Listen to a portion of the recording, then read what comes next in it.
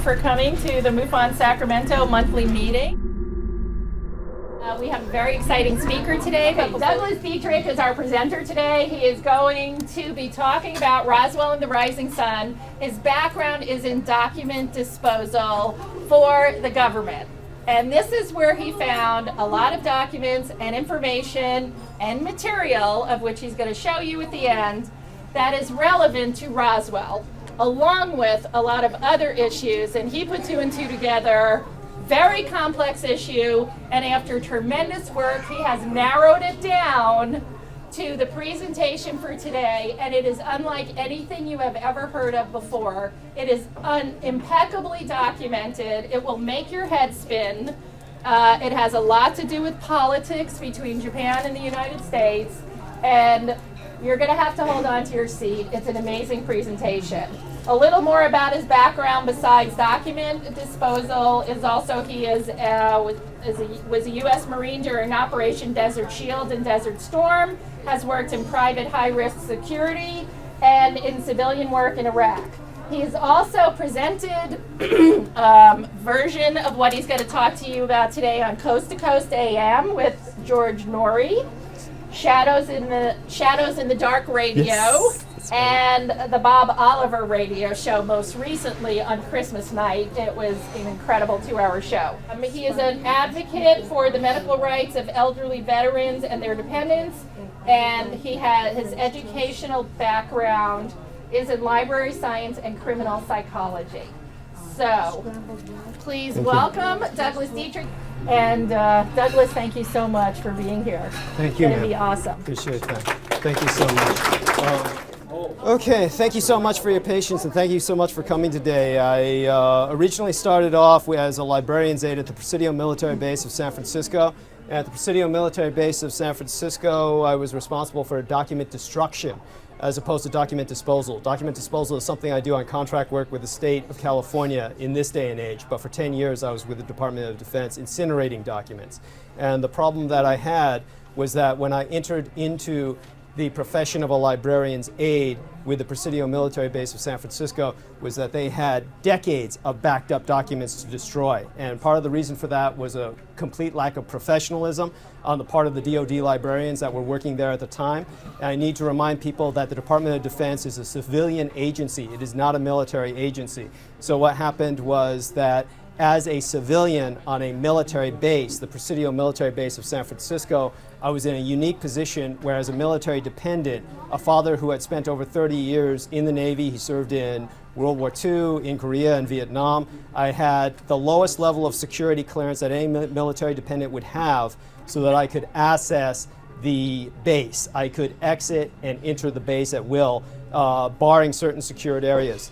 But as for the areas that were pertinent to my job, I was given duties for document destruction that were well above my security clearance. And just to give people an idea about this, there are certain security clearances that are well above those of the president's. The president is usually around for 48 years. A general, for instance, will have a 30, 40-year career. His security clearance is going to be enormously higher than that of his commander-in-chief. So in terms of what I had, my security clearance was absolute rock bottom. So I am not breaking any vows of silence. I'm not breaking any governmental regulations and exposing what I'm doing because it was against those government regulations that I was given access to these documents in the first place. And in terms of the Roswell documents specifically, actually you can scroll that up to the dirigible. You might as well get that down to the bomber taking the parasite ride. What happened with the Roswell documents specifically was that on one of these days when the operations manager was confronted with the Presidio Military Base commandant trying to collate certain elements of the Roswell files for reasons known only to him, I was brought into the room to collate those documents for the operations manager. And I was confronted with what I thought was a joke. There were several, at least a dozen, footlocker-sized boxes. We're talking wooden and steel crates that were loaded with documents, apparently loaded with debris, and they had a security clearance that was one that I had never seen before. It was like something out of a comic book. It said Crypto Cosmic Top Secret, and stapled to each one of those was another tag that said above. So this was literally above Crypto Cosmic Top Secret. So I told the operations manager, I said, I don't have anywhere near the security clearance to deal with these documents. Even if I open these boxes, conceivably I could go to jail for the rest of my life. And of course, his response was, Dietrich, if you don't get to work on those documents, I'm going to tell the MPs on this base that you tried to walk out with some of what's in those documents under your arm, and you will spend the rest of your life in jail. And of course, whatever protest I gave, such as, sir, I don't think, of course his response was, that's right, Dietrich, don't think. You work for the government. And at that point, I'm left with the unlikely task of dealing with something that I never should have seen. Now, by itself, it would never have made too much sense, and it gives me a perspective on Roswell that's extremely different from what everyone else has, not only in the sense of its connection with history in the Second World War, but literally in the sense that everyone else is looking at Roswell as a CSI image. They're looking at it as a forensic laboratory image, where they're looking at the aftermath of a murder scene, and they're trying to piece together the puzzle to find out what happened. What I was looking at it from was the perspective of the murderer. And I was looking at it from the perspective of exactly what happened from the inside out. And still none of that would have made sense without my working with literally reams and reams of documents from World War II for many years beforehand. But what had happened was that at Roswell, we had a huge Japanese superdirigible. And the superdirigible was well over 1,000 feet in diameter. The Japanese had well over a dozen of these operational in 1945. They were based in China. They had on them underslung super bombers. And the reason the super bombers were underslung was so they could get across the Pacific without using a drop of fuel. Once they got across the Pacific, the bombers would disconnect and they could fly at will over the continent of the United States back and forth, using their fuel to expend, dropping biocidal weapons that would have killed an enormous amount of the population. As a matter of fact, the biocidals were fairly universal. They could be used essentially as an herbicide. They could be used to kill cattle, because since it was a combination of anthrax, which is originally a cattle disease, witch's brew of various other diseases, some of the biocidal bomb canisters had different diseases inside of them, and each one of the dirigibles themselves had bomb bays. That was a universal feature of all of these dirigibles. We'll show you the diagram later on of exactly what was inside the dirigibles, which was about 8 separate balloons, each about 100 feet in diameter, and one central balloon that was about 200 or 300 feet in diameter. So they had a redundancy system where one of them could be destroyed and would still be able to float home. 2 of them could be destroyed and it could still float. 3 could be destroyed and it could still float. They had an enormous lift. Altogether with its own weight, we're talking about 265, 270 tons.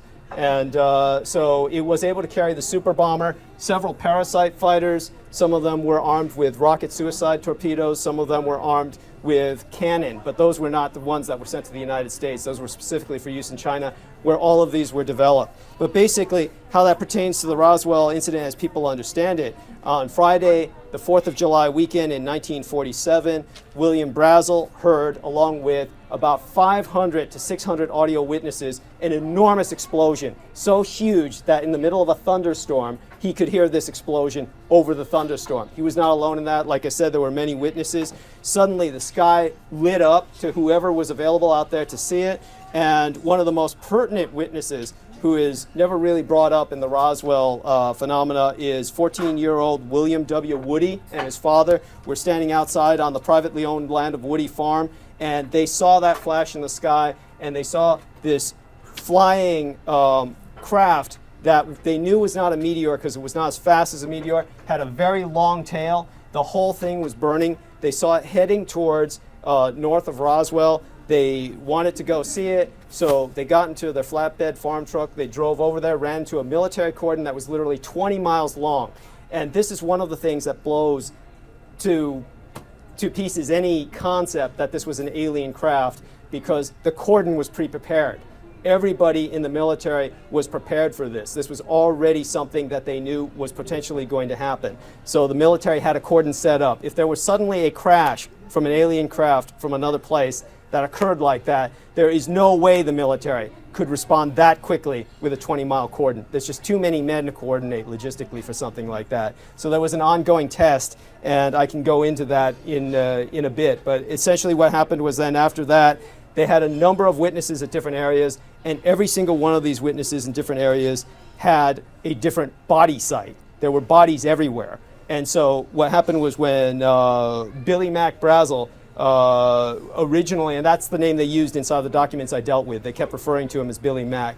When he was the first guy to run to the debris field on the Foster Ranch, one of the things that he said with the writing that he saw on the debris was that it was Chinese or Japansy. Those were his words. He knew automatically that it was Chinese or Japanese writing. So he was later intimidated and beaten and told never to say anything like that again. And later on, what happened was the young boy who escorted him, he had a young boy escort him to another, his name was D. Proctor. He was Willie D. Proctor was his middle name, and so Proctor was his last name. So Proctor escorted him pretty much the next day, and that's where they found the bodies and basically an atomic bomb. What they found was an object that was essentially the Fat Man. This is the kind of oval-shaped object that was fused shut with all of the burning that was not radioactive, and it didn't explode because it was just fused shut by the burning. All of whatever its internal mechanisms were pretty much fused shut by the intense heat that was caused by that thing blowing. And that's going to sound like a contradiction because of what I just said when I talked about all the redundant features and how hard this was to blow. It's because the Japanese prisoners of war inside knew how to blow it when the Americans didn't. And when they were forced to deploy that over American soil because the Americans wanted to see if it could carry an atomic bomb that they could deploy as opposed to the biocidal weapons it used to carry, then the Japanese would commit suicide. They would usually immolate themselves by venting all the hydrogen gas cells. And that's what you had in there, were hydrogen gas balloons within a giant airbag. Air is a gas, but air is obviously heavier than the hydrogen gas, which is lighter than air. So you could walk around inside without an oxygen suit and you could patch up all of the hydrogen cells and gas bags as they became damaged. But there was no need to do that when they're trying to commit suicide. They're literally venting them all, and then they would light a flare gun. So the whole thing went up much worse than the Hindenburg, worse than anything you can imagine. The very suction of that firestorm in the air sucked up several bodies that were carried away with the burning dirigible miles north to Corn Ranch, which is where Ragsdale and Trudy Truelove saw the bodies and the crash, along with several archaeologists. The bomber itself, which was meant to glided for several miles, well over 100, because it was meant to do that, where it crashed into the plains of San Agustin. That's where several other teams of archaeologists saw it, along with Gerald Anderson, who was a civil engineer. The amount of witnesses is just enormous, but the one thing in common with all of the witnesses is no matter where they were, there were bodies. Because this was a huge craft that was crewed not only with multiple crew and the bombers, probably about at least half a dozen minimal skeleton crew, but you had around 24 men operating that dirigible. Now, why would the Americans let the Japanese do this rather than having Americans do it? Because the average Japanese soldier was 5 feet tall. The Japanese who were flying these planes and dirigibles were 4 feet tall. Most of them were recruited from the Yakuza because just as in World War II, when the United States recruited La Cosa Nostra or the Mafia, such as making deals with Lucky Luciano for information before the invasion of Sicily on what they could get in terms of Italian intelligence, what they could get in terms of breaking up the unions, what they could get in terms of patrolling the docks so that no one would sabotage any of the docks. The Japanese also used their underworld. So the emperor demanded that the Yakuza turn over as many young men as they could, which they did. The Yakuza is famous for another thing. During their cultic initiation rituals as they move up in the ranks to apologize for the mistakes that they've made, they cut off their pinkies. So by the time a Yakuza is mid-range promotion, he's got both pinkies missing. Every single one of the controls in these planes is not only meant for someone with 4 feet tall, they're meant for someone who has 4 fingers. So there's no way the Americans could get anybody to fit in these craft. They couldn't even fit into the cockpits. They couldn't use children. They couldn't recruit dwarves because they had a secrecy issue. So unless they could find someone also who was missing pinkies that could operate these craft effectively, they were left with torturing the Japanese until they agreed to try and deploy it. And at each time, the Japanese would immolate themselves. There were over 20 accidents in the Four Corners region with dirigibles and bombers and weapons like this. So why was this going on so far after the war? What people don't understand is that the war did not end in 1945. What happened was that the Japanese government forces were still active in China. And we can keep scrolling up. We can give them a few more images, actually, just to show them how this works. This is the bomber itself. These are horrible. We're going to have to put these online where people can see this better. But this is basically what's known as a Kayaba super bomber. This isn't really what was deployed underneath the dirigible. What was deployed under the dirigible was more like a mantis shape. And we can keep scrolling until we get some of these images up. This is what crashed at Roswell's Plain of San Agustin. Obviously a different place than Roswell, but it's at the Roswell Museum where you get these diagrams. This was Bill McDonald. God, they can barely see that. But Bill McDonald actually made a killing off of making Roswell alien plane model kits. And all of them are based fairly accurately on what was seen by the witnesses of these crashes after the wings sheared off, various parts of the craft broke off. And again, what all the witnesses report, they would describe people with small eyes, pronounced small noses. They would describe all of these very bald-looking little men. And the reason for that was static electricity. Every single one of these crew members remembered the Hindenburg. And what happened on the Hindenburg, one of the theories of why it blew up was because the mooring line was cast down and the static electricity discharge went up to the Hindenburg and literally set it aflame. And the static electricity discharge you get when you rub your feet together and you touch a doorknob is 70,000 volts. But it passes by so quickly through your body that you don't feel it. But with something like that, the static electricity is just enormous. So all of them had shaved hair, every inch of their bodies except their eyelashes. Even their crotch hair was shaved. So when the people saw these people burned and with their necks, please, yeah, and with their injuries, then that's what they were dealing with. This is the Fat Man. This is what the Americans were trying to get up there. This is an American manufactured bomb. This is a plutonium bomb.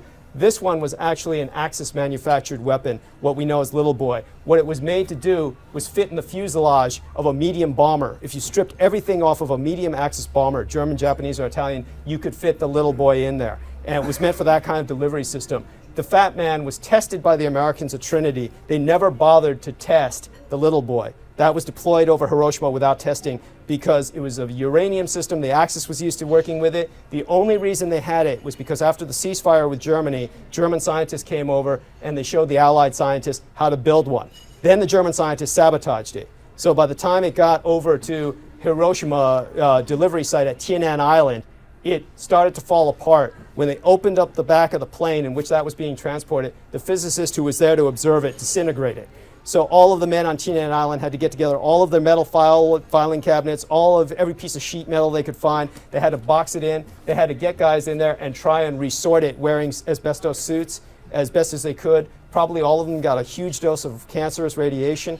And then Alvarez, who was the physicist in charge of Tienan Island, had to load it with polonium, like sticking nitrous oxide in a race car engine, just to get it to work, because he knew it wasn't going to work. It was going to be a dud. When it got over to Hiroshima, then you can forward that. When it got over to Hiroshima, the explosion it produced atomic-wise was extremely small compared to what an atomic bomb could do. Despite all of the human suffering that it caused, which must never be forgotten, this was strictly terrorism. It did absolutely nothing to the Japanese war machine. Just like 9/11, no matter what happened to the Twin Towers on 9/11 or how many people were terrorized, how many people suffered, the American war machine didn't feel a thing.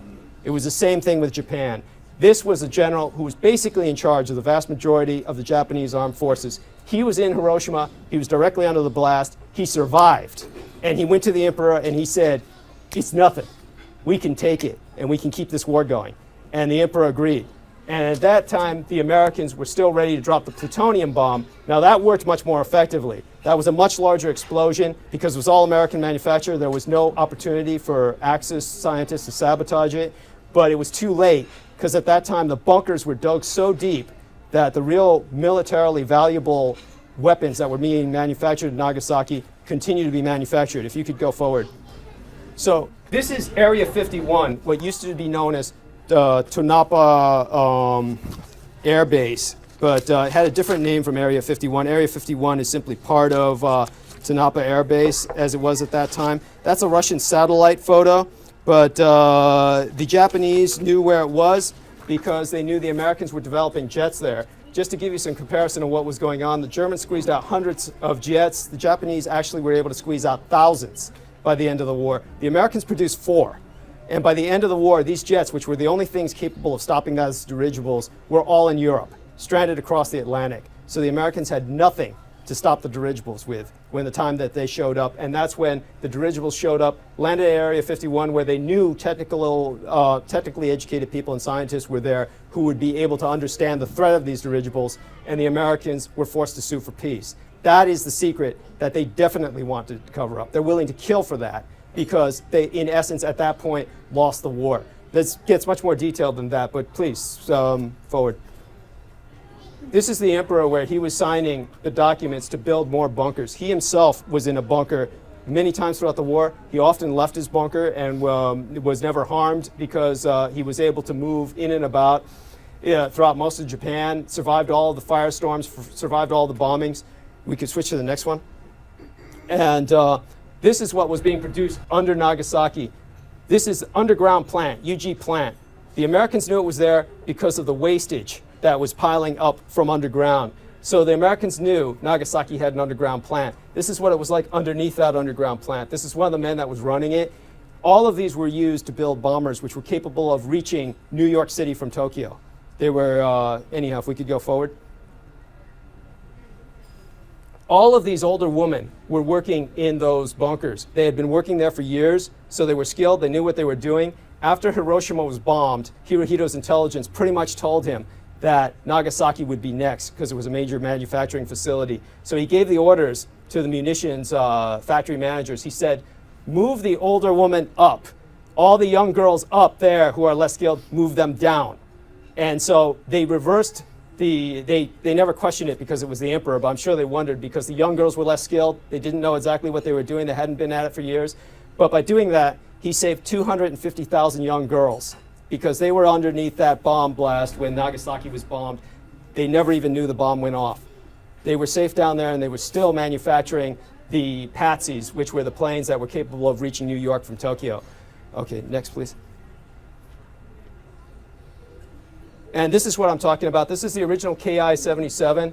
It had two different code names to confuse the Americans. When Japan was 2,600 years old, that was 1940 in American years, they built two of these to reach New York from Tokyo to celebrate Japan's anniversary. Of course, that was before World War II. This was later standardized into what was codenamed the Patsy, the experimental long-range bomber. And again, that we have a standardized design for a long-range bomber that could reach America. It's not directly connected with the dirigibles, but shows you why the bombs did not work. And the American high command was faced with the fact that they had basically blown everything they had in terms of a strategic failure. The atomic bombs did not work. Japan's war machine was still working, and the vast majority of it was still in China. Okay, if you could do the next one. The emperor invited teams of American scientists to observe what he had. This was the beginning of what was known as the talk-down process. This was in 1945. The American scientists were able to confirm the Japanese had chemical storage facilities. They had enormous power stations that had been so well camouflaged they had never been bombed. When the America went on the air to announce to the Japanese people that we must bear the unbearable and have Americans come into our country, the one thing no one ever seems to notice is that everybody in Japan was able to hear him. Despite all of the bombing that had been going on for 5 years, 4 years, 3 years, each year more intensively, all of their power was still up. So, next slide, please. So what we have here is what else the Americans found. Japanese jets. The Japanese, turned out it had thousands of jets. They were hidden in cave systems. Turns out the Japanese had radio-guided missiles that they could use to destroy ships. They had radio-guided bombs. This was the early version of what you would call an anti-aircraft missile, very similar to what the Vietnamese used to use to take down American planes over North Vietnam. So the American days of free-ranging bombing were just about to end. Every single wave of B-29s that they were going to send over from now on would be meeting this threat and would all be guided by, next please, a huge array of radar networks that the Japanese had that the American scientific team discovered. As a matter of fact, one of the things the American scientific team discovered was Japanese working lasers. This is a magnetron. It turned out the Japanese had developed a death ray over the past 5 years during the war that could kill people at a distance of several miles. Worse than that, what it did was it automatically stopped any motor vehicle. Just stopped the vehicle dead by just destroying its engine, its capability of running on internal combustion. And I'm not an engineer, I'm not trained in engineering, but that was confirmed with all the scientific documents that I dealt with. I could bring up the exact references, exactly what locker boxes, what files that they're in, where such copies are still extant. I'm not going to read out a series of numbers to you now because that's going to be meaningless, but it will ultimately be put on a website, and it does exist. Oh, next one, please. Now, unfortunately, this is a misplaced photo. What it was supposed to show was an American carrier that was loaded with Japanese planes, bringing them back to the United States. But this is when Americans actually began to appreciate Japanese technology and bring it back to the U.S. to reverse engineer it. This is a Japanese Zero that has been repainted with American colorings. This is a Japanese Betty bomber repainted with American colorings. These are just the conventional weapons. So, of course, they were drooling over the really sophisticated weapons, but you're left with a conundrum. Hirohito's choice was he could actually deliver these weapons and create massive destruction in the United States, in which case Japan would be a third world nation again. Here was his conundrum. He's funding at this point his private war. At this point, he's one of the richest men on earth because all of his life, everybody in Japan, per law, like a church, gave 10% to Hirohito, whether they were running a corner store, whether they were running a corporation. So at that point, he had 10% of everyone's income in Japan. During the war, when they had conquered so much of Asia, he took everything he could and added that to his coffers. By 1945, Hirohito had, in World War II dollars, he had $100 billion in Swiss bank accounts, in World War II dollars. So now he's funding a private war from 1945 on. But the point is, if he wipes out the Americans, if he delivers all the biocidals, if he delivers all of the long-range weapons he's got, then the world economy collapses because the world economy is hooked onto the American dollar. So if he collapses the world economy, all of his money in the Swiss bank accounts is worthless, and Japan is back to being a starving third world nation all over again, which is the reason why I went to war in the first place. So he enters into this very long negotiation period, which anticipated what happened with Panmunjom in Korea, which is still ongoing today, which anticipated what happened with the Paris peace talks in Vietnam, still ongoing. So, Black Lanterns? Yeah, Black Lanterns should be fine. But at any rate, it all connects back to Roswell because of the deployment of the weapons. Yeah, if you could enlarge in that. Hirohito is one of the most remarkable men that you've never heard of because all of the Japanese actually believed he was a living god. They all worshipped him as such. When he was young, his teacher who taught him military tactics was General Nogi. General Nogi was the general who had won the Russo-Japanese War. He was the man who had defeated the Russians. And General Nogi was scared to death of Hirohito. He had never seen anyone who was so divorced from human emotion in his entire life. He actually advocated that Hirohito be bypassed for secession and the secession for the emperorship be given to another sibling. And as a matter of fact, when Emperor Hirohito was made emperor, that was one of the reasons he killed himself, was because Emperor Hirohito had stated at one point, General Nogi is a brave man for the old kind of war, but he's a coward for the new kind of war. So if you could switch that forward. This is what Hirohito was confronted with in China. This is impassable terrain in China. All of this is unlivable. All of the Chinese live here. Unless you can teach a human being to live off sand and gravel and dirt and rock and snow, none of this is useful. So at that point in history, in World War II, 1 out of every 4 people on Earth was Chinese. That means 1/4 of the world's population lived in 25% of their own nation. And that's what the Japanese were grabbing. They were up against a nation that was over 10 times their size. Japanese had less than 100 million people. The Chinese had 1 billion. The only way the Japanese could defeat them was by holocaustic weapons. Next one, please. Another thing they were confronted with was terrain. That's what forced them to develop the dirigibles. We're faced here with rice paddies, terraces. These are mountains, what would normally be hills that would be similar to almost as high as the Cascade Mountains in the United States. All of them are terraced, every inch, to cultivate every inch of land. These are fish ponds where the Chinese were going fish to eat. They would walk across these little stretches of land between these fish ponds that they would raise. There's no way a mechanized army could cross that. These are rivers, and to give you an idea of how dangerous a river is, when Napoleon invaded Russia, the first Russian river he ran into, he lost 20,000 men to the river, not to the Russians. So the Japanese, there's no way they could get a modern mechanized army across any of this except in the sky. So the next one, please. This is one reason why the Japanese built such small tanks. The Western world call them tankettes. These are horrible pictures, but you can see there's a Japanese officer riding on top of a tankette. The tankette is almost like a motorized wheelchair. They'd get stuck in the mud, they'd get caught in ditches, It's very hard to get them charged like that because there's very few open levels of land like that in China. This is a Caucasian soldier looking inside of a Japanese tankette. He has no hope of ever fitting in there. If someone ever stuffed him in there, he could never get out. To give you an example of this, this is why American and Australian and Western prisoners of war died at 7 times the rate in Japanese prison camps than they did in Nazi prison camps, was because by the Geneva Convention, the Japanese were obligated to give prisoners of war half of what their soldiers ate in the field. Well, since anything the Japanese eat in the field is nothing more than bait or mulch or leavings to an average American, an average American being given half of what a Japanese man eats, he'll starve to death within days. And that's what happened to most Americans, most Australians, most Westerners. They couldn't eat the Japanese food, and they just died. Next. This is what they were faced with in terms of cities. These are Chinese walled cities that were built during the Warring States period. They're almost impregnable. The average Chinese person, if you take a look at these walkways, there's no way you can get traffic through here. Many of them would have a central square, and the Japanese would drop from the dirigibles a tank into the central square, which then the men would use to hide behind when they're advancing. But the point is, how do you get in there except by air? To give you an example of what I'm talking about, though, about why this made it ideal for the use of biological warfare, because people might ask, well, with 1 billion people, why wouldn't the biological warfare spread and kill everybody? Because one of the things they were confronted with was the Chinese person of those days, well into World War II, would live and die. He'd be born, live, and die, all within 10 miles. He would never leave 10 miles of where he was born. He or she would just grow up in these walled cities, on a farm. There's no roads for them to travel anywhere else. So there's no danger of the disease spreading. That's what made it an ideal testing ground for the disease weapons that Hirohito was developing.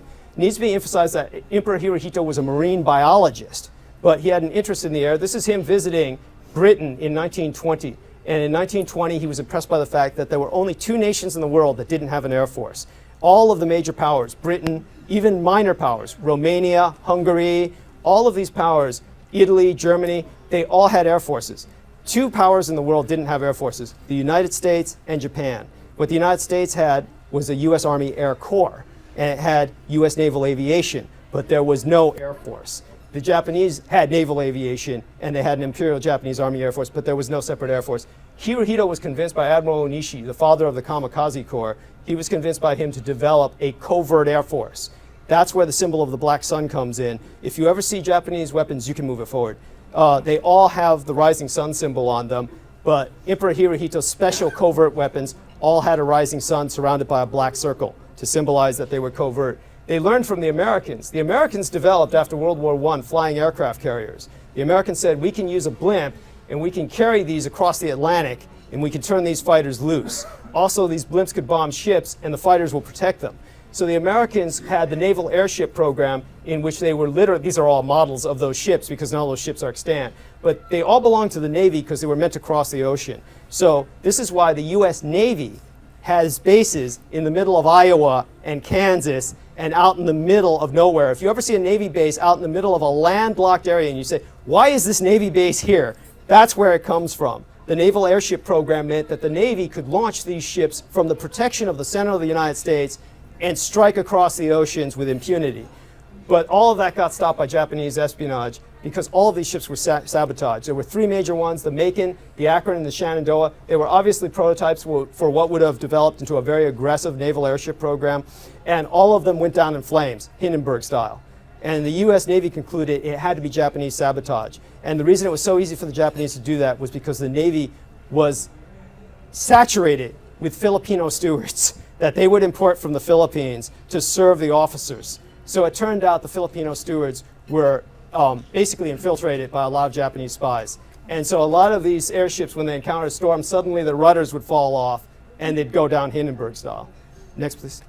And that destroyed the American naval airship program. That left the Japanese in total dominance. So the Japanese had to figure, this is the Japanese version of the German 88 called an M88. They said, how do we make use of these cannon, these machine guns? This one machine gun here, the M99 machine gun, was responsible for killing more Western soldiers than any Japanese weapon during the war. And so they said, how do we get these in the air? How do we get this in the air? Next, please. So they developed a prototype. This is the prototype. The prototype is a giant airbag surrounding the miniature hydrogen gas cells. Here is the containment box. Containment box could contain anything you want. The rocket racks, inverted Stalin's organs, essentially. They could contain the parasite fighters. They could contain the 88s inverted upside down so they could fire down. But they all had bomb bays. So they were all meant to hover over Chinese cities and eventually American ones, dropping biocidal weapons that could wipe the population out. Again, the redundancy. Central balloons surrounded by 8 smaller balloons. Japanese could crawl around inside and just patch them up as each one of them got shot. That's why at the Battle of Los Angeles, they were able to hover for hours and take 14,500 rounds and just keep patching the balloons up and then float home. So next, please. This is a combat version of it. Oh, God, I wish I could show better. But you can barely see the M88s hanging inverted. These would hover over Chinese cities and just pound them to rubble. These would hover over advancing Chinese armies and just pound them. So that was what we're talking about. Because of each individual balloon being 100 feet in diameter on the minor outskirts, again, well over 1,000 feet in diameter that we're talking about. The Americans never saw any of this when it was all in China. So even though American intelligence was trying very hard to penetrate that whole system, they were confronted with enormous difficulties. Next, please. This is Emperor Hirohito himself in a way that he's rarely seen. As a matter of fact, you will never see Emperor Hirohito in his lab smock because all of those images were destroyed. I personally destroyed hundreds of them. Any redundant photos were destroyed of him. This was the kind of work that his Unit 731 was doing, and all of this at this point in history is irrefutable. There are numerous books on Unit 731. What they don't tell you about is the threat it posed to the United States. This is an American prisoner of war. The Japanese would use American prisoners of war and they would take photos of it. All of these drawings I was trained in commercial illustration in vocational school. I drew these drawings and had a commercial illustrator finish them up. But these drawings that I made were graphic notes based on photographs I destroyed. The reason the Japanese would take these cinematic level photographs of the prisoners that they were killing using these weapons was to prove to the Americans that the diseases they were developing worked on white people.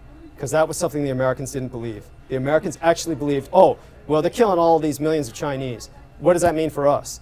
So they had to prove to the Americans, we can kill you too. And that was the whole reason behind that. Okay, next, please. This is the most important man in the war you never heard of. General Shiro Ishii worked at the Pingfang complex in China developing these biocidal shells.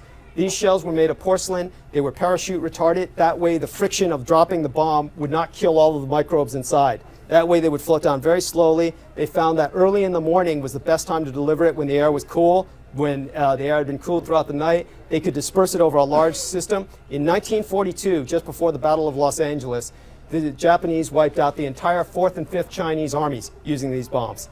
And as a matter of fact, Japanese soldiers would win constantly against armies that were 10 times their size because half the Chinese soldiers would be deathly sick. So, next. This is photos that you will never see. These photos I was able to get out and smuggle out.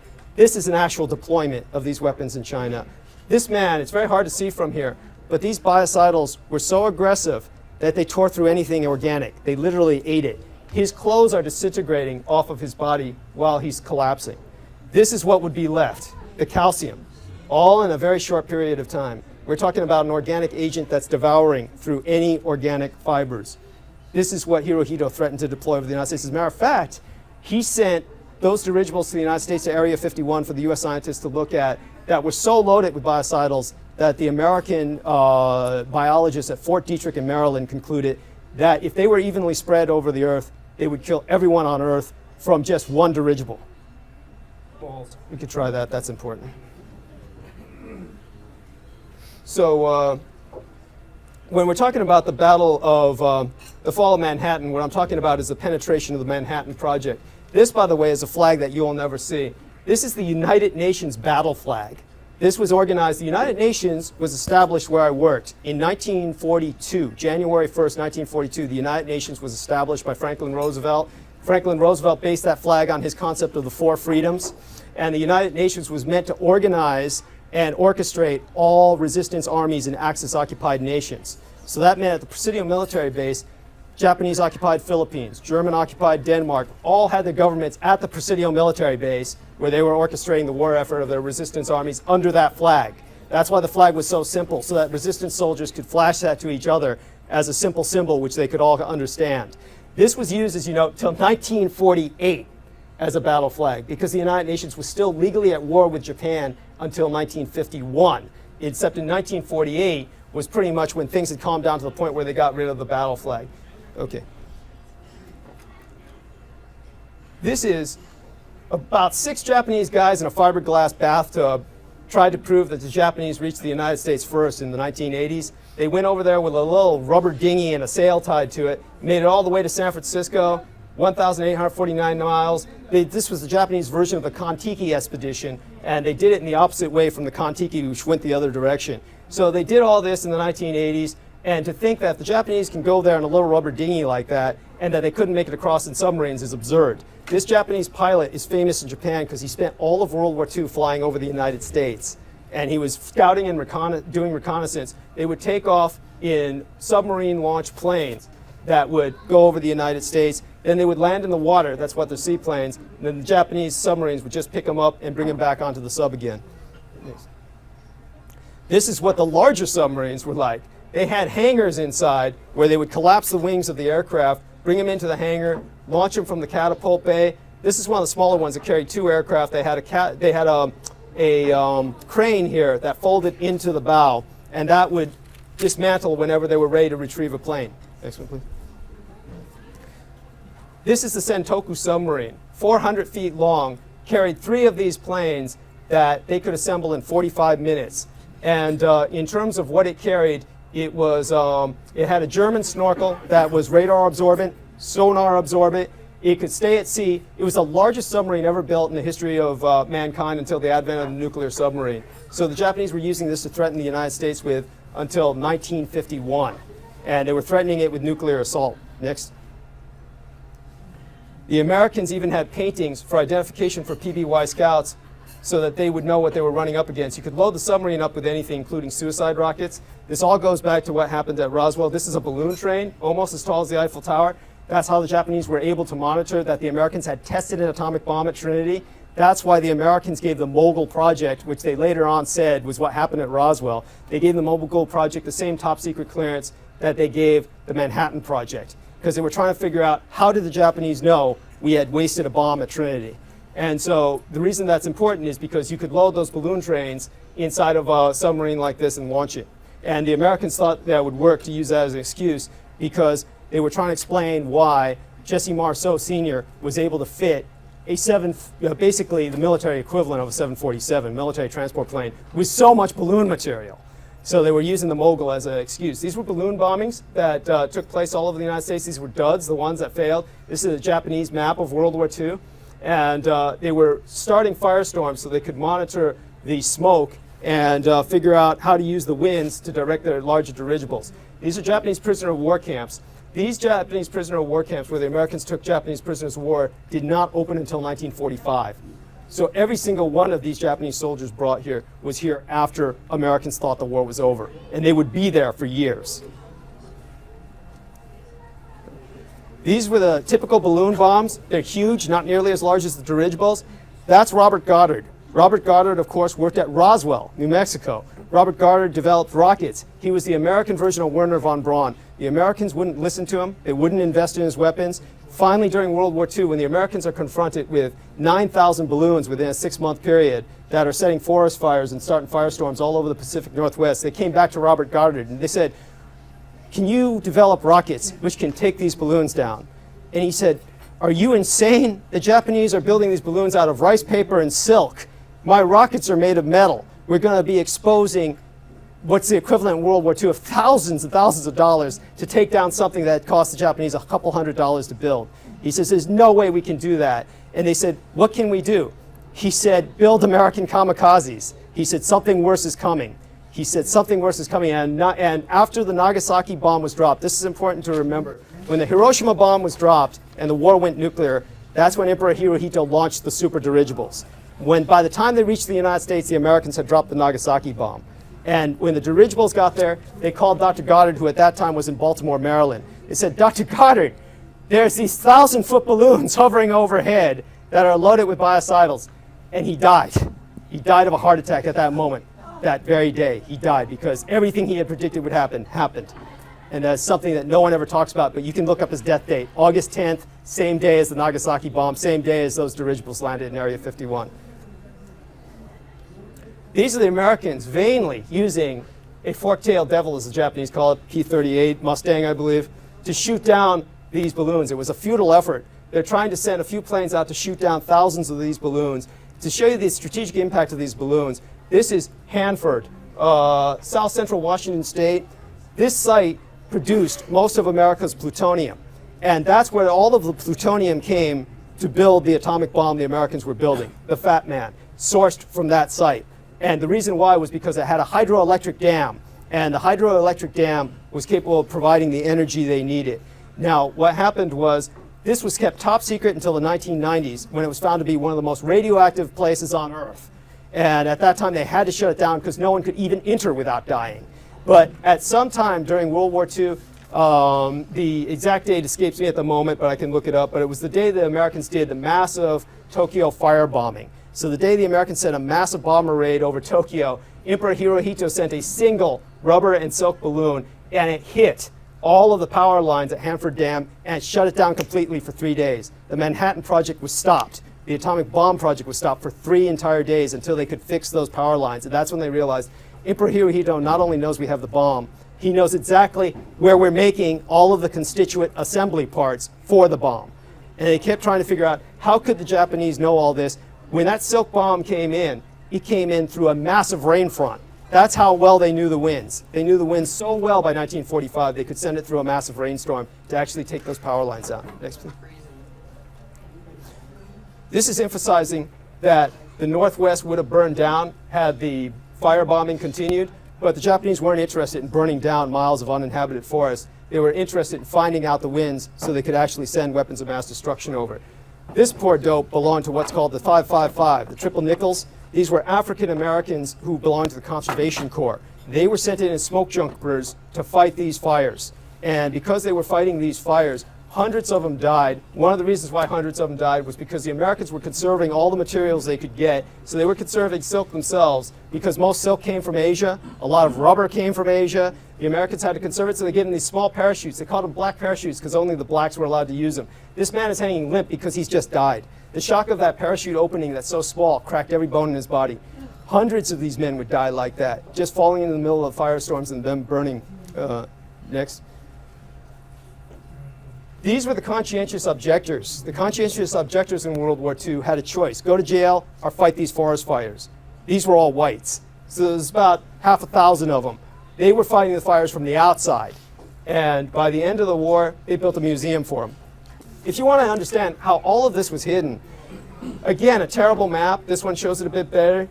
All of this is federal land, except for this tiny thin strip right here. All of this is federally owned parkland, federally owned reservations, missile testing sites, Indian reservations. So when you couple all this together in these 17 states with all of the land that the U.S. military and U.S. government owns, it turns out that well over half of the United States is totally federally owned and isolated. And there's no way you're going to see what's happening on it unless you're poaching or prospecting. When I was trying to get a job with a civilian think tank, the RAND Corporation, they asked me to work on a project as what I thought the next American Civil War would look like. I said the division is going to be east and west as opposed to north and south, because out here you've got nothing but mountains, missile silos, Mormons, and militiamen. And everywhere else you've got the cities. So when I worked on that map, it directly corresponded to all of that federally owned land that a lot of more independently minded people want to get back. This is the American kamikaze that the Americans finally designed on Goddard's suggestion. This was meant to crash into that big thing that Goddard kept expecting, the massive superdirigibles. This was actually the XP-79. They built a few of them, and in the sense of killing their pilot, they succeeded. Some of America's test pilots died developing this. It has no real machine guns on it. It's simply meant to crash. And so that's something you'll never hear about, is the American kamikaze program. That's how desperate they were. They would not have contracted that otherwise. These are Americans years later to show you how they're affected. These are guys who are going balloon hunting. This tree is charred. You can even see that here. They find thermite pellets. This is very dangerous work. No one is recommended to do this. We're just about finished, so we'll take that break in a second. But this man's tribulations, Archie Mitchell, they pretty much speak to the balloon bombing program, because he's a reverend who took a bunch of children on a field trip, and a big Japanese silk balloon bomb landed during the war. And they all went and played with it because it was covered with all the Japanese flower symbols and chrysanthemums, and it blew, and all of them died. So what happened was the US Congress approved a bill that President Truman signed on June 7, 1949, providing money to the Mitchell tragedy, $5,000 to him, $3,000 for each child of the bereaved parents. The Department of the Army actually argued we should get the Japanese to pay for this. And the Senate, however, said no, the US Army is responsible because they didn't tell anybody. And that was the solution the Americans had, was when all of these firestorms were going on, when America was threatened with all of this massive destruction, the Army and Navy solution, and at that time it was basically the Army and Navy said, just don't tell anyone. And so that'll be it for now. Yeah. Okay, thank you so much, ladies and gentlemen. What we have here with this photograph, these may look like rivers or some kind of root system from a plant. This is actually taken from one of those Japanese dirigibles. This is one of those photographs I was able to photocopy. Picture taken of the ground in China, overland. What you see here is static electricity. As I was saying before, it was so powerful going along the hull of a ship, an airship, that it would actually create static electricity discharge that registered on the photographs. So most of the photographs the blimps would take would be crisscrossed by electricity. And so with that kind of power, the Americans a long time ago, this is an American blimp plan, they had an idea for harnessing that static electricity for discharge in a static electricity cannon, a cannon that would literally shoot lightning. So again, the Japanese took this idea from the Americans and they created their own. The American airship program went down in flames due to the sabotage I spoke of. This is the battle dirigible Mikado. Mikado means emperor in Japanese in the traditional ancient language. This was the emperor's flagship of the sky. This has the 16-petaled chrysanthemum, the gold symbol of the emperor. It looks somewhat like an accordion, comes out terribly on this photograph, has a few rudders in the back.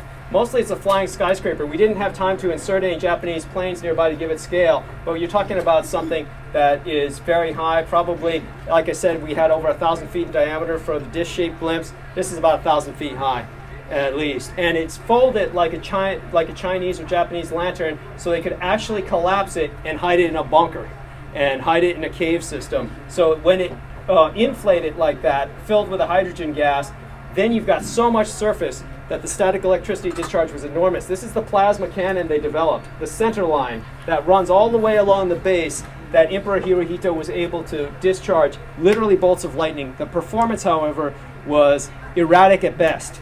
So he couldn't get the air to behave the way he always wanted it. So it had a very poor performance. That brings us to the Battle of Los Angeles eventually, please. And so this was the Emperor's control room. It's very difficult to see these. What you have here is a hex grid system because what I was doing was tracing blueprints. And what I was able to do was take some gaming materials that they used to war game with. I was trying to apply for jobs at think tanks. Now all of the think tanks would war game nuclear war or various other conflicts on hex grid patterns because the pieces could move in 6 different directions. That's why a hex grid. I took this hex grid paper and I actually traced a lot of these forwards and Ares and other blueprints while I was working. The Emperor's room is above the control room of the plasma cannon, and there's literally a 2-person bed there because as the Emperor, they were not going to allow him to sleep in a bunk. So for him, this was almost like a pleasure cruise. And it had to be lightweight balsa wood, lightweight bamboo, because they couldn't have anything heavy. They couldn't have a metal frame. So he was sleeping on a very strong, very light bamboo bed. This was the Emperor. What's very strange about this, aside from the fact that he looks like Heinrich Himmler, is that he looks so much older than he appeared during the war. And it's a very strange painting that's done of it. It shows the goddess of the sun handing him the sword, which is how he had this portrait hanging in the battle dirigible Mikado. And that was a favorite portrait he had of himself because it showed himself as an old man in uniform. Even though he was a young man at that time, he swore that he was going to outlive every leader of World War II and that he was going to die basically in charge of his own destiny. Next, please. Now, this is the parasite fighters that were used on a lot of these dirigibles. This man was named Zimmerman. Zimmerman created a pancake-shaped craft that would have the pilot flying prone, so it would be totally aerodynamic without all of the bumps and hindrances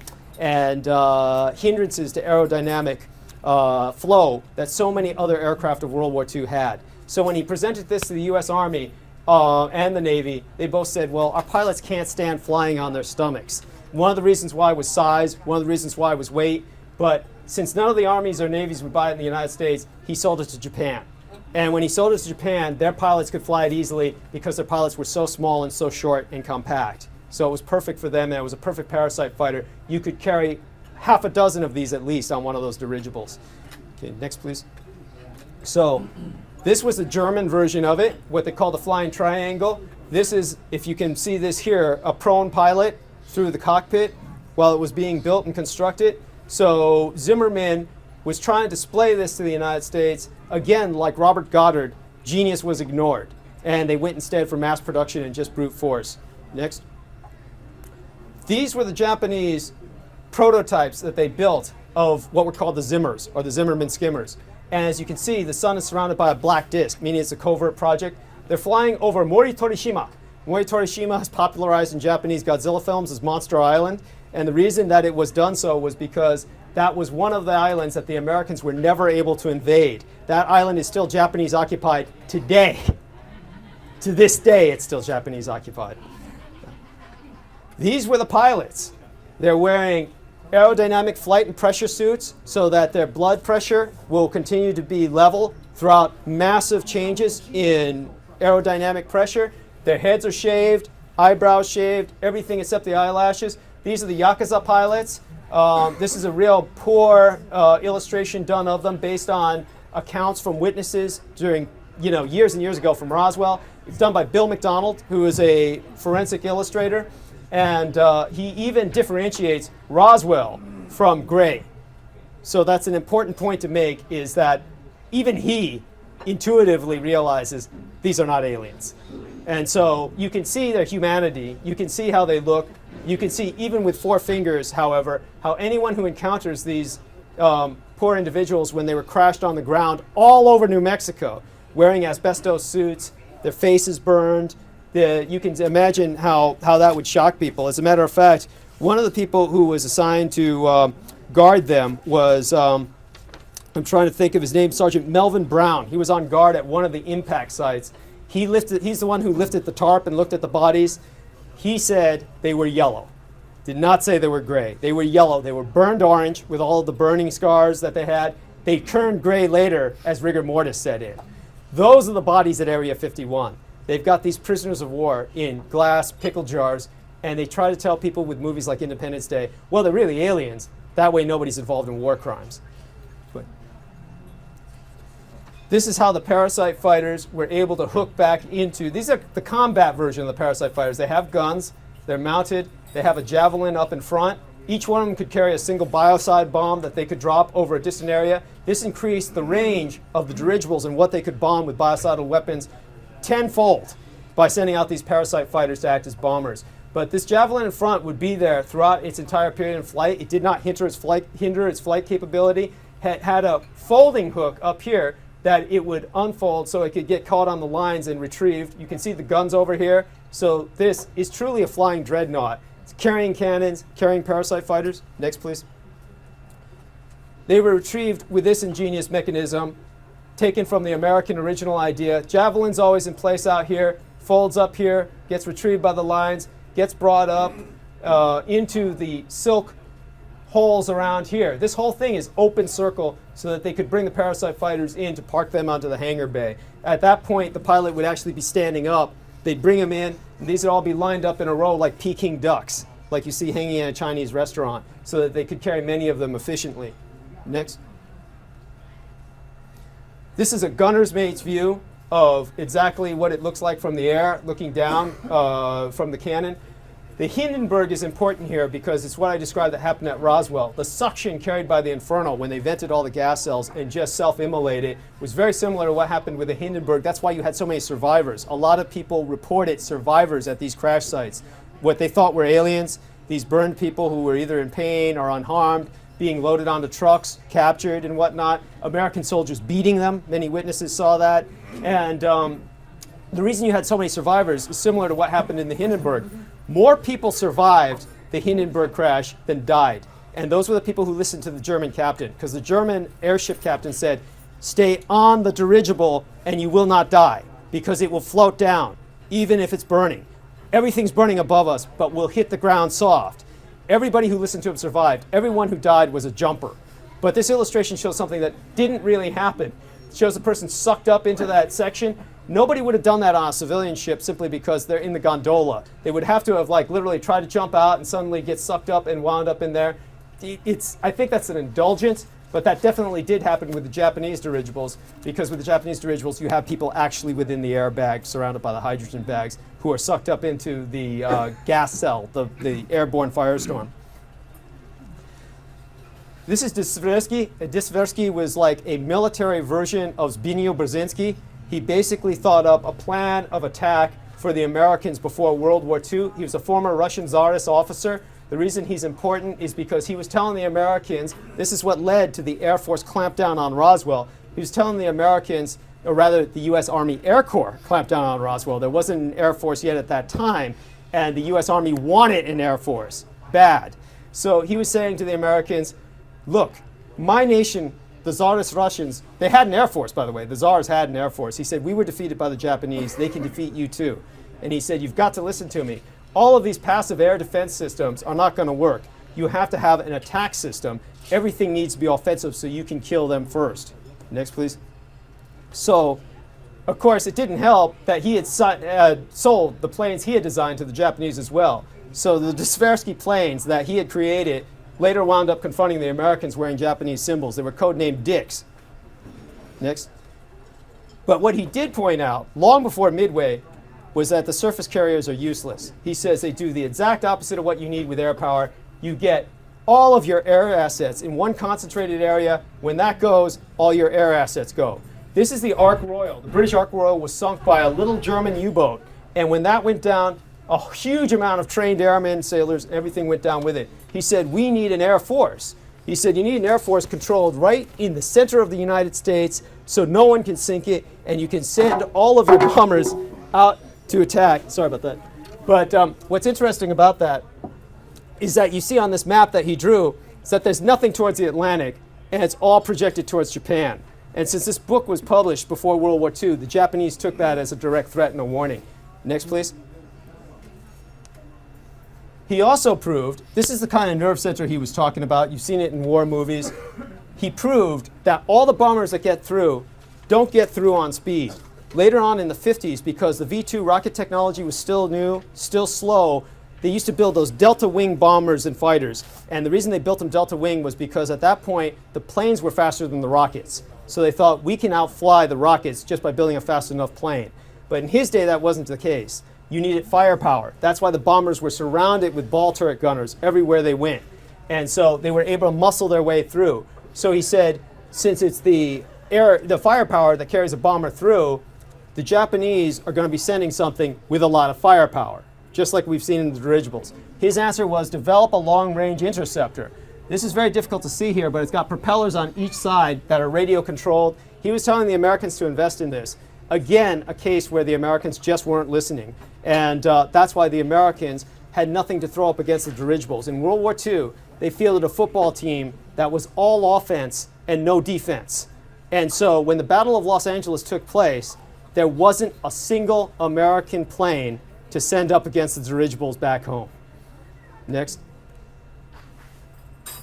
This is what the Japanese were using over the Battle of Los Angeles. Not those sophisticated parasite fighters that I was showing you, because that was developed later in the war. They were using the same stuff they used in China. Probably their equivalent, very similar to a biplane. No oxygen tank. The pilots can fly only to a certain altitude. Mostly the dirigibles had to go low so that they wouldn't kill the pilots from lack of oxygen. That's why the Battle of Los Angeles, everybody was able to see them hovering overhead with so many witnesses. And after the Battle of Los Angeles, when the Emperor lost several of these planes, he knew that the Americans would be able to reverse engineer them and know their weaknesses. So all of these planes, that entire class of planes, was retired to training duty. And that's when he brought in the flying pancake-shaped Zimmers. The Battle of Los Angeles itself, all these beams hit in this area. They're trying to focus on the planes that are being dispatched from the dirigibles, because most of the gunners can't see at that high an altitude to know that the dirigibles are even there. But most of the public that's not blinded by all the searchlights saw the dirigibles. That night was a gibbous moon. That meant that 65% of the moon was hanging in the sky. So all of the shapes of the dirigibles were showing up brightly. and that's what the emperor wanted. This was right after he had conducted a raid on Port Darwin. He had basically destroyed, that was Australia's Pearl Harbor. He had destroyed the entire Australian Navy in port at Port Darwin, so then he attacked Los Angeles. LA area raided, was headlines. They even told where Japanese planes were shot down. Next. Yeah. So later on, what the US government did was they actually, these days we call it Photoshop, but Photoshop's a program. Back in those days it was more airbrush and what they would call document alteration. They actually stuck in, you can barely see it here, a shape of a UFO in the middle of those search beams. That was later stuck in. That wasn't originally in any of those photos, but they wanted the people to think, well, if they think it's aliens, then they won't blame us for being defenseless. That was literally the logic. This is a very rare photograph. This is an actual manned rocket bomb being dropped from a bomber. This is exactly what the Japanese, if they had used that at the Battle of Los Angeles, would have wiped the entire city of Los Angeles out. They didn't have that at that point in history, but I bring it up because it factors in later. This is what was delivered to Area 51, was the dirigibles loaded with suicide rockets like this. These were basically the first weapons to break the sound barrier, because the sailors would hear them when they would come near a ship. They would disintegrate as they broke the sound barrier and then blow. And the reason that made them perfect weapons, because that was like a proximity fuse. It actually created more damage because as the Japanese pilots broke the sound barrier, the explosion would destroy everything around a ship, including the damage of the sound barrier itself.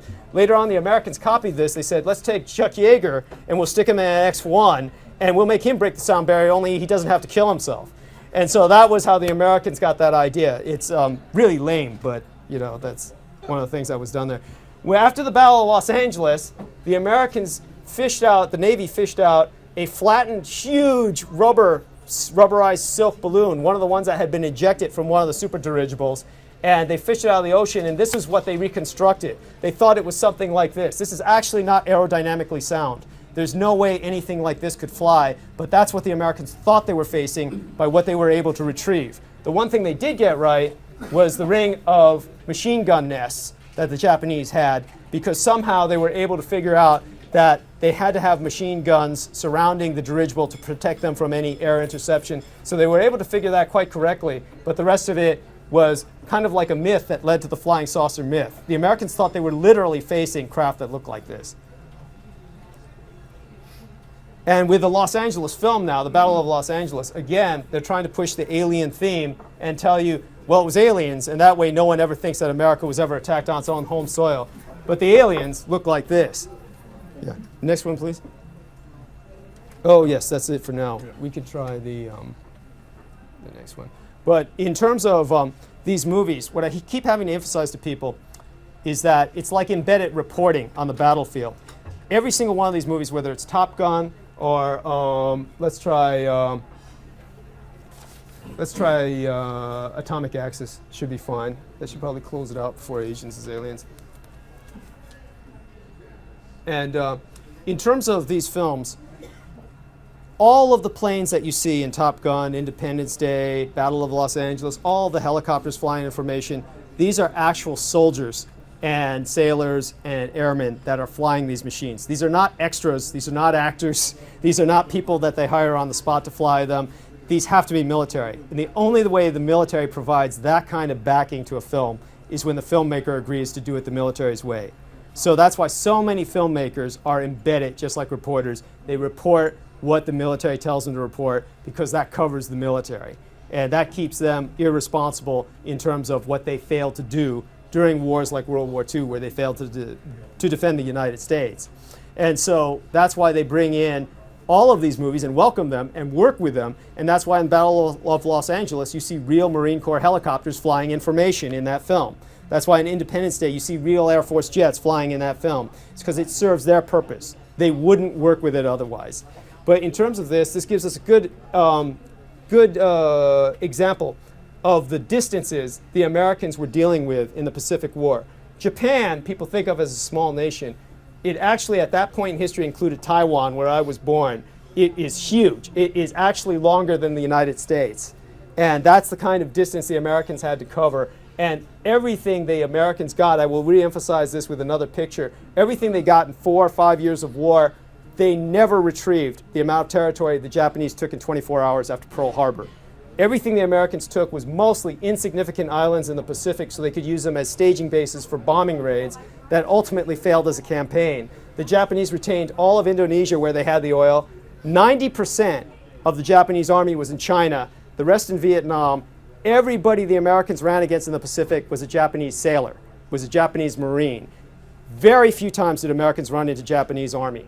And all of that army was here because that's where the emperor wanted them, because that's where he kept the dirigibles. That's where he kept the strategic threat. Next. This is Enrico Fermi. Enrico Fermi, I believe, is right, this one or this one. And he was a science advisor to President Roosevelt. And what happened was when Einstein came up with the E equals mc squared equation, every physicist in the world knew that that could lead to a bomb because it meant an enormous release of energy. But Enrico Fermi, who advised Roosevelt, was so conservative in his scientific approach, he told Roosevelt, it's going to take us 100 years to build a bomb out of this equation. So Roosevelt never invested in the Manhattan Project until the middle of the war when Einstein came, escaping from Germany, and organized a lobby of Jewish scientists and Russian scientists and other international emigres to beg Roosevelt to try and build an atomic bomb. And the America was dead last thanks to Enrico Fermi. And so when Einstein finally got it going, the Axis had it first. And that's something that the Japanese scientists were over here. Actually, a few of them won the Nobel Prize after the war because of the work they did in nuclear physics. This is actually a Japanese cyclotron.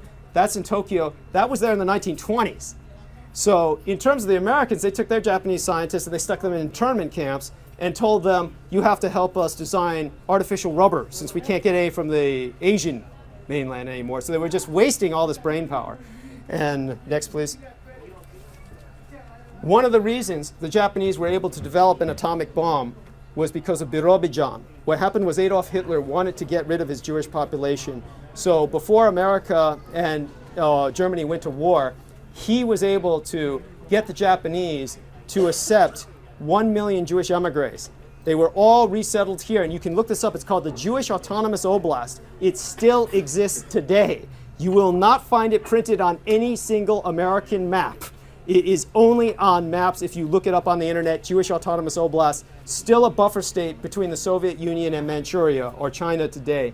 But at that time, because the Japanese accepted these Jewish immigrants, many of them were physicists, engineers, scientists, the Japanese were able to get them to help with building a Japanese atomic bomb at Konan Complex, known as Hungnam in Korean. That's in North Korea.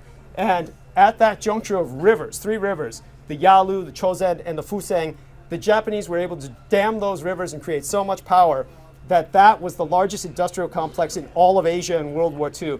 It generated so much electricity that it literally equaled 1/3 of the output of the entire nation of Japan.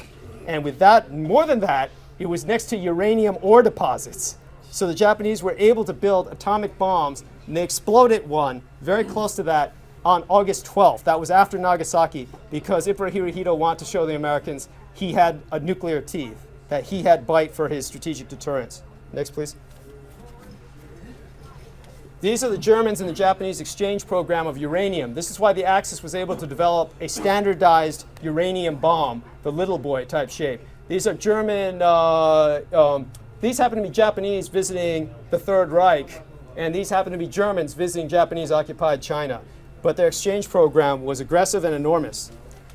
This was the Japanese nuclear bomber program. This is a redundant image. I've showed you this before.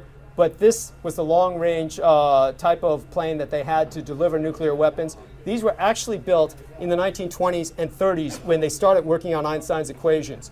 This is the Ki-20, and the Ki-20, the Germans, it was so huge that the Germans built 2 of them, the Japanese built 6, which shows you how serious they were about this. That's what kept the Soviet Union from attacking throughout the war until the late war around 1945 after the Hiroshima bombing. Then the Soviet Union declared war on Japan. Until that time, these 6 bombers kept the Soviet Union at bay. This is the closest concept that we have to a lot of the Japanese super bombers was the American Northrop Flying Wing, similar in shape and weight, carrying capacity. Next. This was the Japanese version of it. Again, starting with small prototypes and getting larger. I'll finish it up.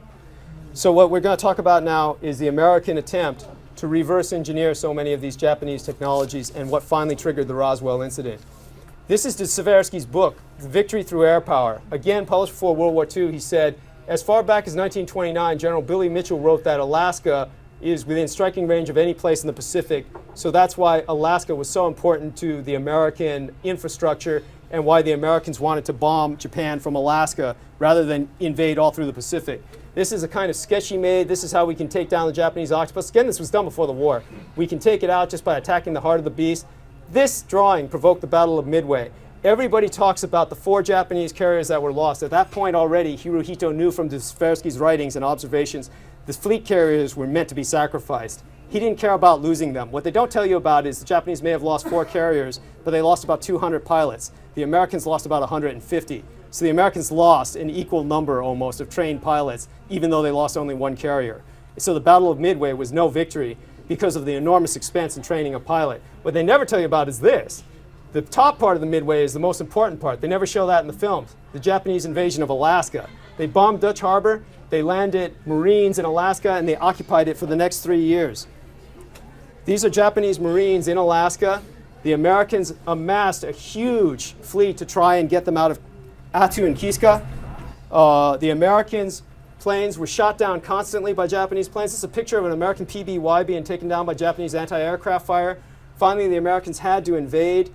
There was one Japanese massive banzai charge, which the Americans were they had so many casualties that the Americans decided they were going to invade the next island, the Aleutians, by all sides and just box the Japanese in. But at that point, the Japanese were ordered to retreat by the emperor, and the Americans who invaded that island all wound up killing each other in the fog because they could only identify each other as alien soldiers. That was how bad the Alaskan campaign was. Next. So the Americans finally had to build the Trans-American Highway all the way up through Canada to supply an invasion that would retake those islands, and then in the last few months of the war be able to bomb Japan from Alaska. So Midway was this tremendous victory for the Japanese that's portrayed as an American victory. So what did the Americans learn from that? Admiral Burke said, get rid of the carriers and create a seaplane strike force where we won't need carriers anymore. So the powers that be, basically the men who set the fiscal budgets, and it wasn't Truman, and it wasn't Eisenhower. We're talking about congressional committees, Senate site overhearings, people who were supposed to have a hand in deciding what the taxpayer was going to sacrifice.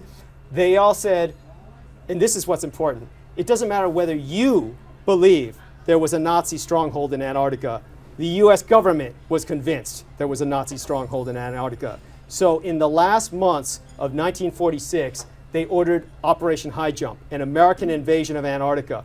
And they gave the Navy all these old PBYs, the same ones that were used in Alaska, and they said, take the Nazis down. This will be one of the last great battles of World War II. So it was a Navy operation.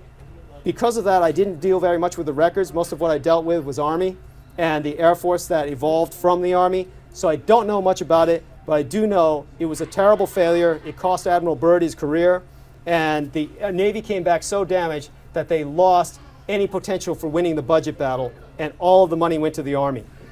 Next, please. So what the Navy wanted was, of course, what the Japanese had, planes that would take off from submarines. Next. And that pretty much finishes that, but we'll go on to Asians as aliens. Should be fine, because it's such an important part. But the point that I'm making is when the Army was given the budget, then the Army said, well, now we have the ability to set up a state within a state. Because then they set up this Air Force, and the Air Force was this tremendous budget black hole, and has been so ever since. The entire, as a matter of fact, on the same day as Roswell, when Roswell took place, let me check out what his name was. One of the colonels, Blanchard, it was Blanchard over at Roswell Army Airfield. It was not an Air Force base at that time, it was Roswell Army Airfield. He was actually meeting with the governor of New Mexico to get officially declared a National Air Force Day, so that the governor would lobby for a National Air Force Day, so that America would have a holiday dedicated to nothing but this Air Force in honor of this new concept that the Army had, where they could take all these physicists, all these scientists and soldiers who were no longer fit for Army service, and put them in the Air Force service as a real budget. It was basically a pork barrel, and has been so ever since. The Air Force has really done nothing to strategically protect the United States. But Why were Asians perceived as aliens when so many Americans saw them? Posters like this were shown in all American schools at the time of World War II. And I don't say this to just go over unpleasant racist attitudes at that time. Things like this, these are documents very difficult to see here. But I have copies of these documents where Japanese women and children who were killed on those islands, people forget that the Pacific Islands were loaded with Japanese colonists. None of them were allowed to surrender. Many Japanese women and children were killed. The Americans would send the bones back to American laboratories so the Americans could study them because the Americans literally thought they were a subhuman species. So when all of the children were growing up, these wound up at UC Berkeley. These bones are at UC Berkeley, and these are actually category cards that UC Berkeley uses to classify them with lower primates. Next. And in terms of, this is where Berkeley stores those bones. UC Berkeley actually keeps those bones in this hallway of Japanese women and children that they were considered a subhuman species. This is their thank you letter. This is actually a thank you letter they sent to American officers who sent them boxes full of these bones. And they specified, thank you, we want only the women and children. We don't need the men because we have so many of them. This shows a Japanese skin being tanned as a hide. This is not a real photograph, obviously, but this attitude was all through the United States. When you have that level of hatred, you can no longer really consider the people that you're dealing with as human. Next, please. This is a Japanese woman, this is an American woman who was sent a Japanese skull as a paperweight. You can't see it here, but it was autographed by everybody in the unit that sent it to her. And she worked in Arizona and in the Four Corners region, and there were thousands of human ears that were pickled, skulls, skins, finger bones that were sent back to the United States that the Americans kept. This is actually a Japanese head that was mounted on a truck as a hood ornament.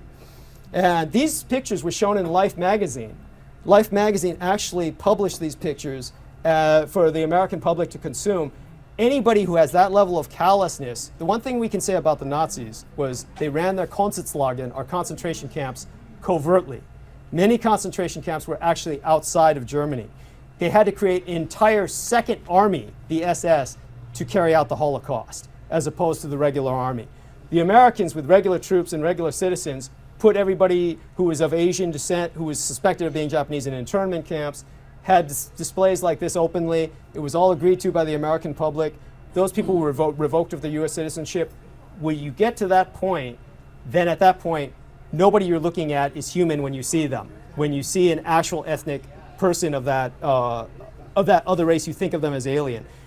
To give you an example of this, Otabenga was a pygmy, and this photograph is in a textbook that was about anthropology.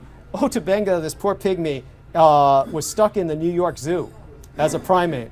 And so the Americans considered him a lower primate, and my grandfather actually went to see him at the zoo, and they used to throw him peanuts. And this was a portrait of a Japanese man as a monkey. The reason this is important, there's thousands and thousands of racist cartoons like this. What makes it special? What makes it special is that was published in 1945, long after the surrender. So the propagation of hatred was still ongoing. This is Asian Sambo. This is just all of the typical Asian stereotypes taken to their extreme. The almond eyes, the pug nose, everything is just taken to its extreme with that. This is Buck Rogers in 1947. These comics were issued at the same time the Roswell accident took place. They actually are dated. It's very difficult to read them, but they're dated 1947. So the Buck Rogers comics show the granddaddy of all alien greys. And he's going around on a different planet. Buck Rogers is fighting him. For some reason, his daughter happens to be a sexy Latina. And Buck Rogers is over here killing all these Asian-looking aliens. He's calling them gooks. That's the funny thing. It's 1947. He's referring to all these Asians as gooks. Why? Because the war is still pretty much legally on until 1951. This is the... This was in the 1980s. You can't see it very well here, a red Japanese sun symbol, the sun disk. You've got, again, the no nose, the buck teeth, the Asian ornaments. These are Superman, Wonder Woman, Batman, all being threatened by this alien menace. This is the 1980s, and they're showing United Nations flag in place of the Iwo Jima flag. And the reason this is so important is if this level of dehumanization is still going on in the 1980s, how do you expect people in 1947 to interpret what they see in front of them as a human being when they see a 4-foot burned individual with no hair. And that's what's so important with that. I think that's pretty much it. And we might have another section with some other photos. There should be. Yes, this is basically the punchline. We'll cover this in 10 minutes because it's so important, because a lot of people are not going to understand what does he mean by the war still legally going on. If you could enlarge in that. By the end of the war, as soon as the Hiroshima bomb was dropped, the Americans were confronted with the fact that for the first time in the Pacific War, they're going to have this many Americans facing this many Japanese. Until this point in the Pacific War, the Americans outnumbered the Japanese in every single battle 3-1. You're fighting on islands that are literally 400 yards across at their choke points, with men killing each other with knives. And suddenly, for the first time in the war, if they're going to hit the Japanese home islands, they're going to be overwhelmed. So Hirohito said, how do I get the Soviets in Asia to counterbalance the Americans? He took all of his heavy tanks out of Manchuria and moved them back to Japan, to Tokyo. The Soviets saw their opening, and that's when they invaded, which was exactly what Hirohito wanted. This says right here, General Prince Hiroshima, and he was one of, I'm mispronouncing that terribly right now because I can't read that well, but at any rate, it says right here, commanded the Imperial Japanese Army following Japan's surrender. This is a photo from the U.S. Army. Credit, U.S. Army credit. What does that mean? After the surrender, he commanded the Imperial Japanese Army, basically because the war with the Soviet Union continued. They tried to invade Hokkaido, and then it continued with the Americans. So what was going on at that point, the Japanese appear on the battleship Missouri. They've got no swords to surrender. Any official surrender ceremony the Japanese partake in, they always surrender their swords. The Americans were selling tickets. You don't sell tickets to a surrender, you sell tickets to a circus. What's more is they had a courier fly all the way from Washington, D.C. with a special flag. If you look up any photo of the battleship Missouri where you see that flag, that courier spent 120 waking hours traveling thousands of miles to bring that flag to hang over that ceremony. That flag is flown backwards. It has 32 stars. Every single one of the stars is upside down. At that point in history, the United States had 48 stars. It did not have 32, excuse me. So they have a backwards flag, 32 stars, all upside down. Why? Because it's not a legal ceremony. Next.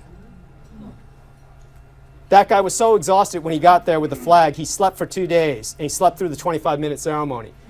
All of these guys you see at the surrender ceremony, they're British, they're Dutch, they're French, they're Soviet, they're American, Australian, New Zealand. There's no Chinese. So what happened to the Chinese at the surrender ceremony? They weren't there because the Chinese had already brokered a separate peace with Japan. That's why Japanese troops and airships would be threatening the United States until the end of the Chinese Civil War in 1949, for years after 1945. Next. While the Soviets were signing this surrender ceremony, their troops were attacking Japan, so the whole surrender ceremony was abrogated. So at that moment, everyone knew it was a farce. You can't attack someone while signing a surrender ceremony. So at that point, it pretty much ended. This was one of the last battles of World War II where the Soviets were trying to invade Hokkaido and take the northern island. The Japanese defeated them soundly, and here's why. The Japanese had Navy tanks. They produced several hundred of these, and the Americans kept wondering, why did the Japanese build these amphibious tanks and we never ran into them once in the Pacific War? Because all of them were up north. And finally, that's what the Japanese tanks were confronted with. Basically, poor Soviets who were wearing lifesavers and paddles trying to reach the islands. And that's why the Soviets were massacred. They were able to get into Manchuria, but he stopped them in North Korea basically by blowing that bomb. As a matter of fact, the North Koreans, all of the atomic bombs that the Americans are constantly trying to negotiate with them about, are built from those factories left by the Japanese. And this is so important. This is Hirohito and MacArthur staying together. MacArthur was considered by the American High Command to be the Emperor's general and a Japanese stooge. Here's where Emperor Hirohito is paying Japanese laborers to say, pray for MacArthur's successes of presidential elections. We, the Japanese people, want General MacArthur as the President of the United States. One of the things I had to destroy, one of the stranger items, was thousands of I Love Doug election buttons printed in Japanese. There used to be I Like Ike, there was I Love Doug, but that was all from this Japanese source financial campaign where Hirohito said, oh, I can make you president. Well, he lost really soundly, and pretty shortly after that, he pretty much died of a broken heart. But Truman, this is a telling picture. Here's a Japanese instrument of surrender. Here's Dewey beats Truman is this headline that was also shown. Both of these are false. None of them means anything. If everything he was saying was just pretty much the Truman Show. The war continued legally until 1951. As a matter of fact, the peace treaty was signed. This is a horrible image of it, but hopefully we can get a better scan someday. But this is the Japanese, September 8th, 1951, San Francisco, representatives of 48 countries with Prime Minister Shigeru Yoshida signs the Treaty of Peace with Japan. Yoshida also signed the Japan-U.S. Security Treaty the same day. So that was when Japan got all its concessions. Japan was able to open the U.S. markets, dominate the industry, and pretty much destroy American industry. This was when the Prime Minister was leaving. He got so many concessions. All of these guys from all of these third world countries were hailing him as a hero. They said, God, you actually won the war. That's when he was leaving San Francisco. So this took place at the Presidio where I worked. These photographs are available almost nowhere else. And so I was able to get some of these photos out where that peace treaty was signed at the Presidio military base, because that's where the United Nations was formed. It was formed at the Presidio military base of San Francisco. The war it was formed to fight ended there in San Francisco. So that's pretty much it. Yeah. 5 minutes. Can you start Oh, moving toward- it's over now. Yeah, this is Emperor Hirohito. Basically did what he said he would do. He outlived Roosevelt, outlived Hitler, Mussolini, de Gaulle. He outlived Churchill. He outlived every single leader of World War II. He's 89 years old, standing there next to Reagan. So that's the end of that. Can you bring up the debris issue before the 5 minutes is up? Oh, yes, of course. Thank you. Thank you for reminding me. Yes. Invite people from- So this was the debris that I was able to abscond with from the Roswell documents. So the reason that this is important is because would be the equivalent. Historically, physically, you could never have, say for instance, a piece of the atomic bomb. But the atomic bomb, because it disintegrated on impact, is not the kind of weapon you can show a piece of debris from. But with this weapon, which was essentially part of the dirigible that crashed over Roswell, that basically brought the war to a close, that forced the Americans into suing for peace and forced them later on into concessions after 5 years of talk down. This vehicle's, I don't know whether it's a part of the dirigible's framework, whether it's part of the bomber or one of the parasite fighters, but you're certainly welcome to hold it. I'll get the gloves out. The only problem is because it's paint, I don't want to damage it too much, but what's so important about this is I offered this to Hakui City in Japan to bring back to the Japanese people, and so they invested $50 million in this. And thank you for bringing that up, because it is important to close with this. And what happened was that during that period of time that I was doing that and working with Teleport USA represented the Hakui City's banking and investments in Los Angeles, of all places. So when I worked anonymously with Teleport USA, and Hakui City invested over $50 million in building a UFO museum in Hakui City, Japan, this, believe it or not, was to be the centerpiece of the museum because it was Roswell debris. And when they did that, the Americans launched a disinformation campaign, and it started with Art Bell, and pretty much in November 17th of 1995 is when they announced about the UFO museum on Ken Schramm's town meeting. That was ufologist Robert Dean, and he announced it in the United States that the Japanese would open one in July of 1996. They'd open that museum. And then what happened with that was the Japanese offered this tourist package. They offered a convention. They wanted speakers there. Spectrographic analysis was going to prove that this was earthbound, because the spectrography of stars and galaxies throughout the universe proves that they all have the same elements we have on Earth, but to a different degree. So spectrographic analysis is like a fingerprint. You can tell if something is extraterrestrial. So during that period of time, on April 18th, 1996, while we were negotiating with Japan, Art Bell got Art's parts sent to him anonymously. And Art Bell received real Roswell parts with a disinformation letter saying it's all aliens, they were all from outer space. Linda Moulton Howe came back with the results on May 19th, 1996. It was pure Japanese aluminum. That was basically Art's parts. And that was announced on the air, it was announced on the web, but it was part of a huge demotivation campaign, and was part of a campaign which led to political problems where Japan had to send this back to me. But they had a private ceremony so that survivors, the families of the Yakuza men who died at Roswell, were able to view this. And then it was sent back to me. So that was on June 12, 1996, when Teleport USA announced that they were not going to have a UFO museum. They opened up a museum dedicated to space exploration instead, conventional space exploration. It's known as the Cosmo Isle Space Museum in Hakui City, Japan. But they held a private ceremony in which the families could view this. So I certainly hope that we can view this with the reverence and the respect that it deserves. That's why I bring out the gloves, so that just human oils can get onto paint and kind of degrade it. Sure, and take a look at it. But do keep in mind it's like a version of the atomic bomb in that sense that it's part of a weapon that changed the world. And there were men who died to end that war. And it's got writing on it, similar to some of the hieroglyphics that Jesse Marceau Jr. saw. Art's parts were just like this. They were stiff. If you actually tried to bend them, they would break. But all of the memory metal that everyone remembers from those days was actually the asbestos-lined and rubberized silk. That was part of that dirigible. And the Americans, because they were trying to do a night run, because they didn't want to panic the population of New Mexico, sent the dirigible up in the air to carry the bomber airborne at night. And the Army wanted to see if they could use this weapon to hit Antarctica where the Navy failed. And when the Americans put it up in the air at night so no one could see it, a huge thunderstorm came up. The Japanese took advantage of it, self-immolated, and the Americans lost that particular secret weapon and that option. And, but they were ready in the sense that all of those same doctors who worked with the Manhattan Project, doctors familiar with radiation, all of those doctors were on hand in case that bomb went off. Everybody who worked for General Groves of the Manhattan Project, who was in the medical department, was there on hand in case that bomb went off. But at the Proctor site, they found that it had fused. It was inert. They brought it in. Certain engineers were saying, how does it fly? Obviously, that was never going to fly on its own because it's just a Fat Man bomb. But everybody was thinking that was a craft. Other people saw different aspects of the craft, huge amounts of debris field here, the craft here, but it all sourced from one point. And that's, that essentially puts it in perspective as to what happened with that. So in terms of what that was, it was collateral damage of the Second World War, which was still ongoing.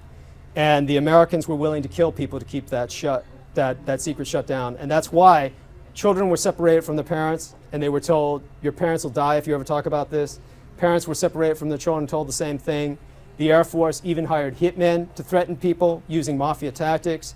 And the reason why was because they wanted, rather the U.S. Army Air Corps did this, they wanted that Air Force. Because now that they've got that Air Force, then you've got this black budget, which is not monitored by anybody. It is, it's an endless black hole where all the money is sunk into to develop weapons that are never deployed. Even the Air Force got rid of its strategic bombers and moved underground into missile silos, hundreds of feet underground, where they never took to the air anymore, Strategic Air Command. And you have to ask yourself, how do we let them get away with this? And it's because they keep pushing that myth, well, the atomic bomb ended the war. It's never been deployed since. It's never been deployed since because it didn't end the war. If it had ended the war, we would have ended Vietnam. We would have ended Korea. We would have ended Afghanistan. We would have ended Iraq. It's never been used again because they know it's useless and that it didn't do anything of strategic importance. It was simply an act of terror. And so that's what needs to be brought up as well. So, thank you. Thank you so much.